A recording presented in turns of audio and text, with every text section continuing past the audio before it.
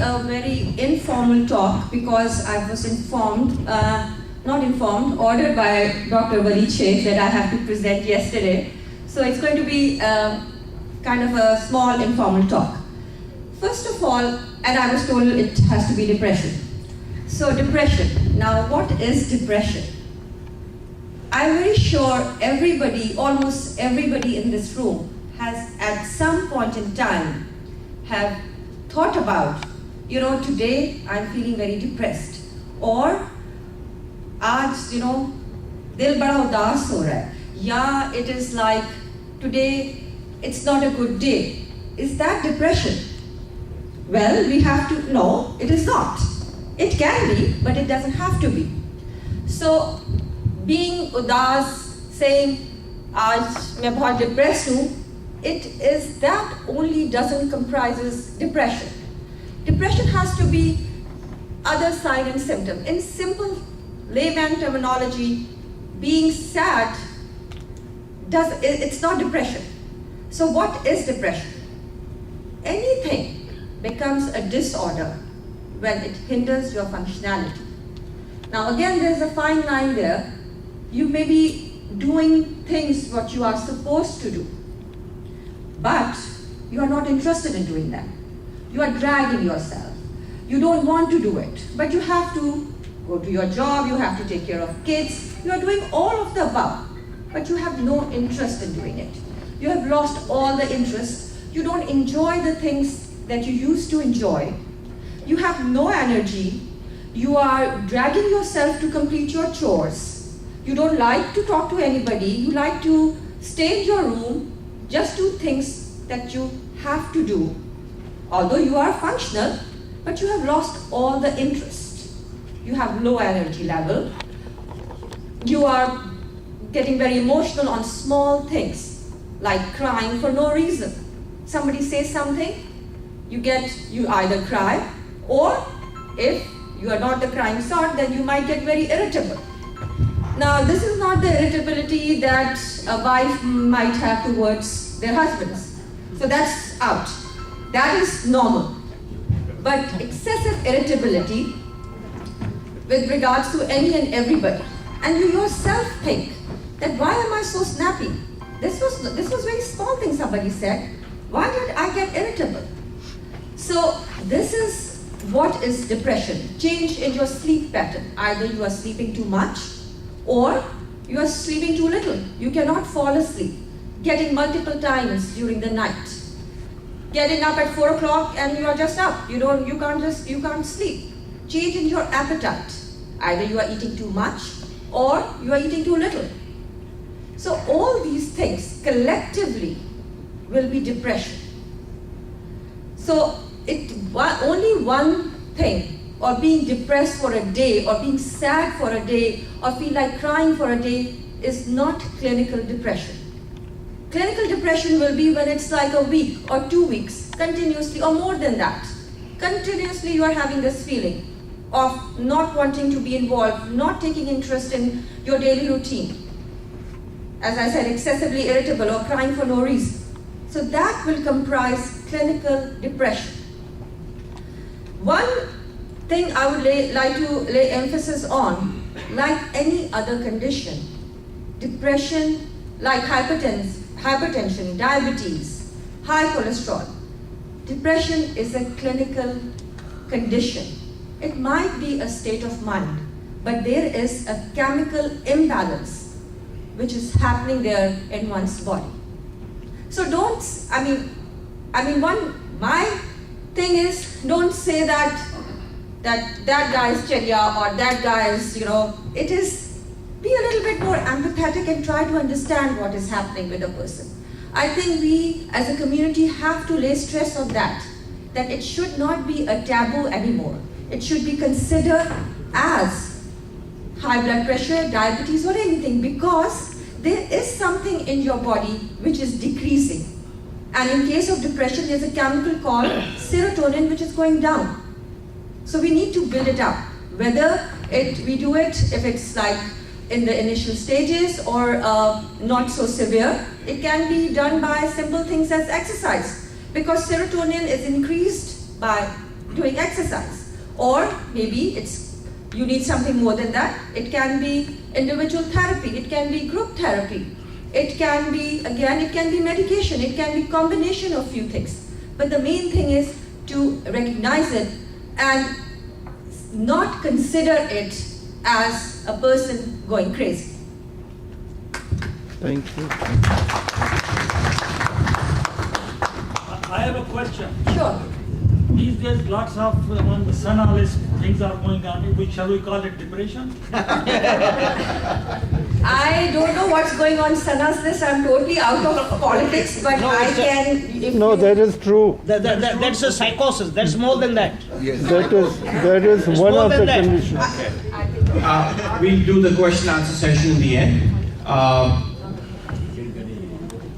I don't know about order, Amber. I still think it was a request, but thank you very much for doing this. Yesterday, the constant theme in this hall was that we must encourage our youth to take part and take the leadership role. So the next session, I am going to request everybody, after this session, don't leave, because the youth will be coming on and they have things to talk about, and they have things to say. My next speaker is Dr. Bhatti. Of course, as I said, she is a gastroenterologist. She practices here in Michigan, and we requested her to talk about breast cancer screening. And Dr. Bhatti, please.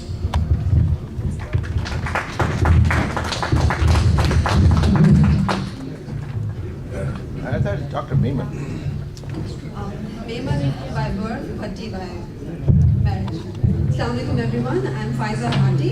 I'm just starting my career in gastroenterology, and as we were discussing earlier this morning that maybe talking about colon cancer would have been a better topic for me, because this is what my specialty, this is what I do. Come closer. Come closer, okay. Or you can take it in your hand. Would that be better? Yeah. But I think breast cancer, as we know, is more common in our population, and the dilemma is that the screening is so less talked about. The females in our society think that if they don't have a family history of breast cancer, then maybe they don't have any risk of getting that cancer, which is not true. Your risk is maybe less, but still you are at the risk of getting the cancer, and the screening should be practiced like it is practiced in the Western population.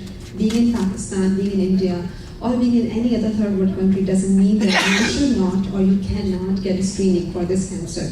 So I'm going to give an overview in a very simplified version of breast cancer for a general population. So we can go to the next slide, please. So first, what is a cancer? Cancer is a growth of abnormal cells. These cells, we don't know exact cause why cancers happen, sometimes genetic mutations, sometimes external factors, but those cancers can damage and can invade into the other part of the body, and they can cause a lot of damage in persons psychologically, physically, financially, and a lot of damage can happen from that. So a female breast is composed of these three things. Lobules are the milk-producing glands, and the ducts are the tiny tubes that carry the milk from the glands towards the nipple. And the stroma is the fatty tissue, connective tissue, which surrounds the glands and the ducts. Next slide, please. So how common is breast cancer? Unfortunately, it's the #1 common cancer in the females. And it's the #1 cause of mortality caused by any cancers. It is more common in the Western population, but it is still #1 cancer happening in the female populations back home. Male breast cancers still happen. Doesn't mean that if you're a male, you don't have a breast. You still have the breast tissue, but it's a different form of breast. But it's still cancers happen in the male breast as well. It is very rare. 0.5 to 1% of all the cancers happening in the males are caused by the breast cancer in the USA and the UK. Africa has higher risk. It doesn't mean that because the breast is made differently. It's just considered because there is more prevalence of liver diseases there, and there is a phenomenon behind that when your liver is not working, there is a hormone, estrogen, which is produced in the female body, does not get metabolized, and there is a hyperestrogenism state in that patient who has liver disease. So unfortunately, we don't have a data published from the Pakistan, but we know that the hepatitis is an epidemic there. It's very common. Liver disease is like in the air. So the same thing happened there too. Males do get breast cancer. It's not diagnosed as early, so they die from it, but it still happens. And the risk factors are very similar as of females. Liver disease is one of the common. And I'm going to go down to the risk factors in the next slide, please. So what are the causes? Why does it happen? No one knows the exact cause. As I said, nobody knows why cancer happens, why it happens in one person and why it doesn't happen in the other person. Genetic mutations means that we all have this DNA. We all have a genetic makeup, and there sometimes mutations means alterations in the DNA happens, and those alterations, those mutations can lead to cancer formation. Some people have this unfortunate risk of getting those mutations from the family. And a very interesting factor is that there is a mutation BRCA1 and BRCA2 mutation, which is actually common back home. My own mother-in-law was actually diagnosed with that mutation. She passed away of ovarian cancer. And 5 of her other sisters have passed away either with breast cancer or ovarian cancers. But still, the screening is so badly practiced there. It is very sad to see that females in our population, they get shy of getting their breast examined. Self-breast examination is not practiced. All females should know that what their breast looks like, and they should examine it, and they should not get shy of getting it examined.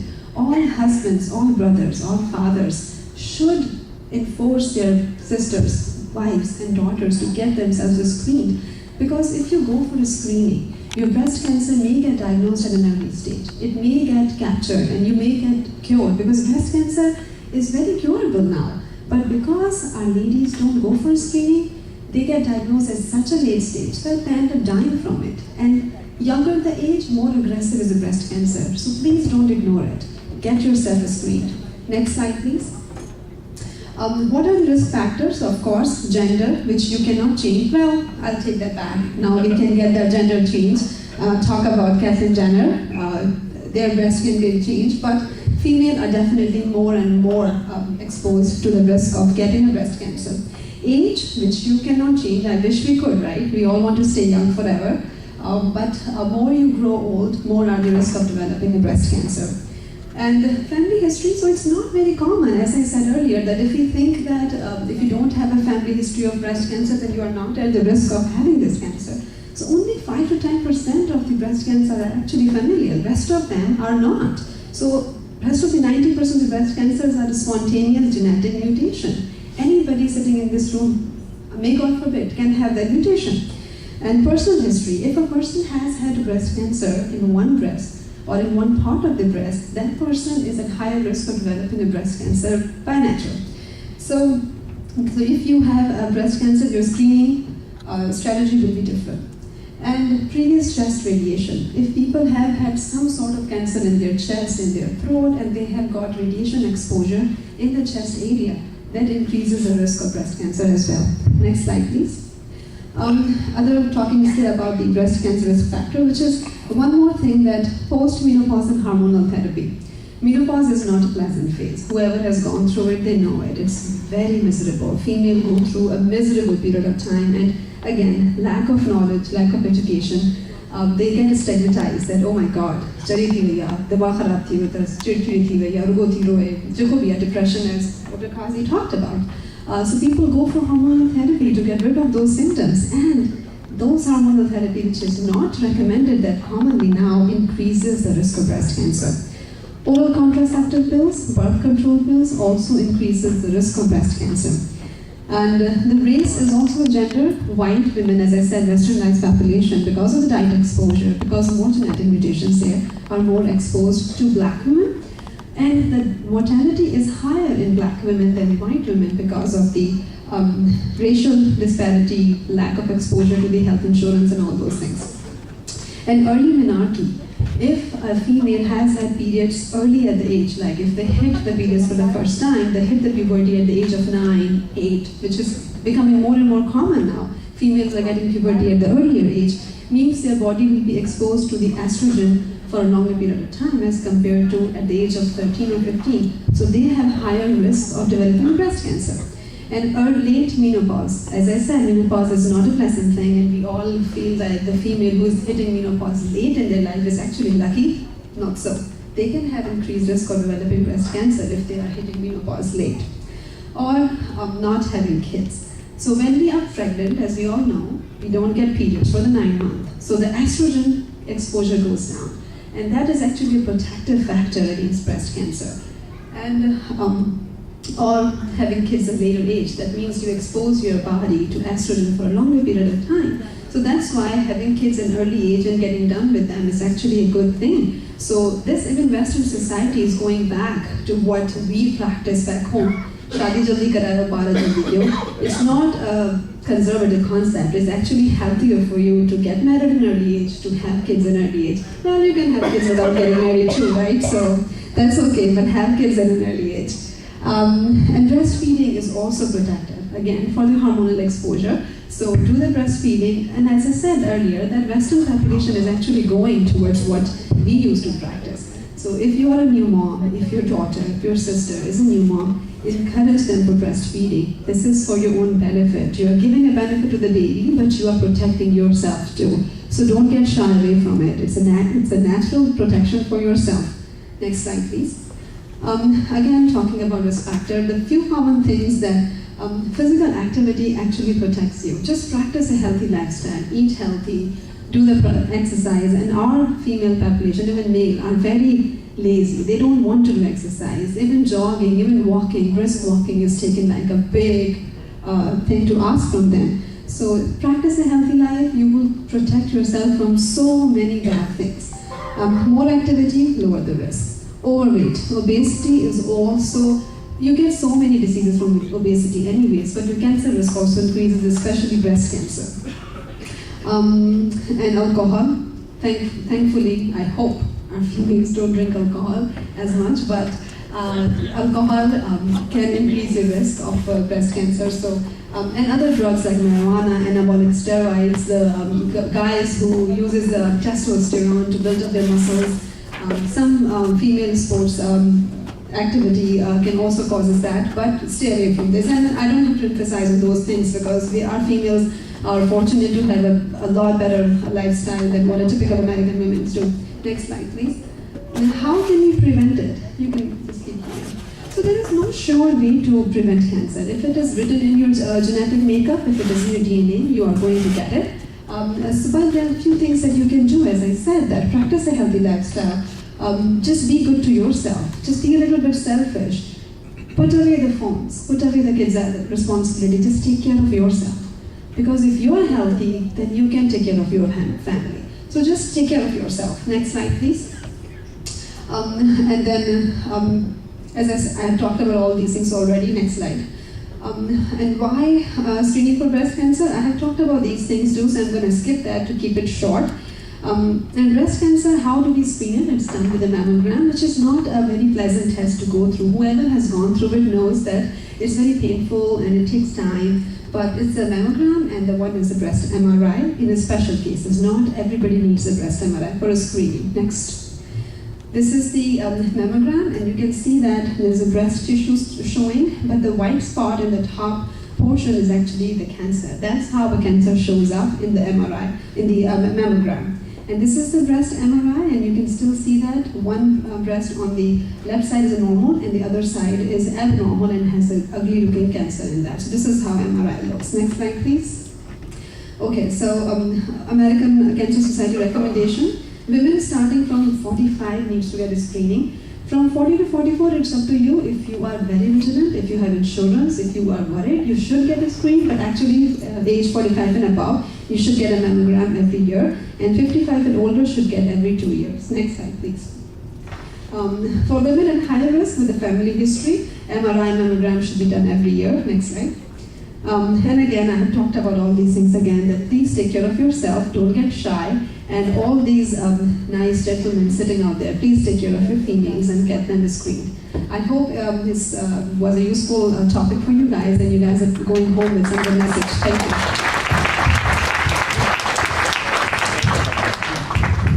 Thank you, Dr. Patti. Obviously,